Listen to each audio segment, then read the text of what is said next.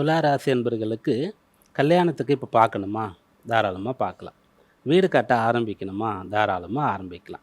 Business start பண்ணணும்னு நினைக்கிறீங்களா? அதையும் ஸ்டார்ட் பண்ணலாம். அந்த அளவிற்கு இந்த வாரத்தில கிரகநிலைகள் சாதகமாக இருக்கிறது. ஃபர்ஸ்ட்டு ராசியாதிபதி இப்போ நல்ல நிலையில இருக்கார். அந்த வாரம் ஆரம்பிக்கும்போது ராசியில ஆட்சி பலம் பெற்று இருக்கின்றார்.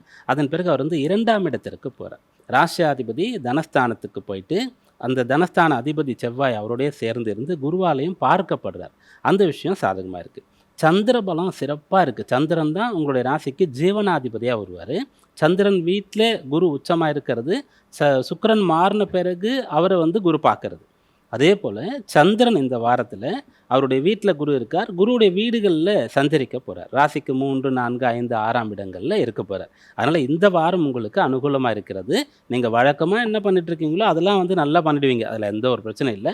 புதுசா ஏதாவது செய்யணும், நல்ல விஷயம் செய்யணும்னு சொன்னா, தாராளமா அத நீங்க செய்யலாம்.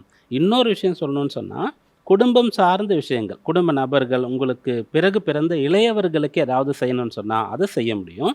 மணமானவர்கள் வாழ்க்கை துணைக்கு கல்யாணம் ஆயிடுச்சு உங்களுக்கு, உங்க ஒய்ஃப் வேலைக்கு போறேன்னு கேட்குறாங்க. தாராளமா அலோவ் பண்ணி அவங்கள சொல்லலாம். நீங்க துலா ராசியில பிறந்தவங்க ஒய்ஃபா இருக்கீங்கன்னு சொன்னா, ஹஸ்பண்ட் ஏதாவது வேலை மாறட்டுமா, இல்ல ஏதாவது நான் சொந்தமா ஸ்டார்ட் பண்ணலாம்னு நினைக்கிறேன்னா, உட்காந்து பேசி அவர நீங்க என்கரேஜ் பண்ணலாம். இந்த விஷயமும் கூட இந்த வாரத்தில சாதகமா இருக்கு.